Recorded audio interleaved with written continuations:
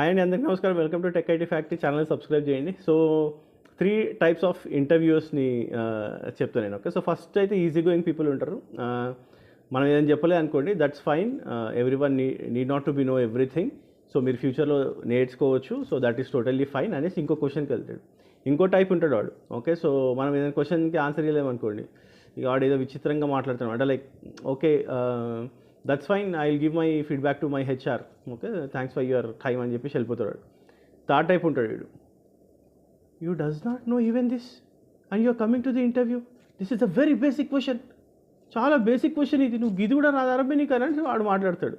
ఇక్కడ ప్రాబ్లం ఏంటంటే మన వాళ్ళు ఇట్లా హార్ష్ ఇంటర్వ్యూస్ చేసినప్పుడు చాలా కాన్ఫిడెన్స్ లో అయిపోతుంది చాలామందికి. నా దగ్గరకు వచ్చిన వాళ్ళు కూడా చాలామంది వాడు ఇట్లా మాట్లాడిండి అన్న, నాకు ఏం రాదన్న ఫీలింగ్ వచ్చేసింది నాకు అని. అసలు వాడవడు నీ వాడు అసలు నీ అన్న, నా తమ్ముడా, ఫ్రెండా, చుట్టమా, ఆడవడో ఇంటర్వ్యూ చేసిన అంతే, వదిలేయాలడ. మన కాన్ఫిడెన్స్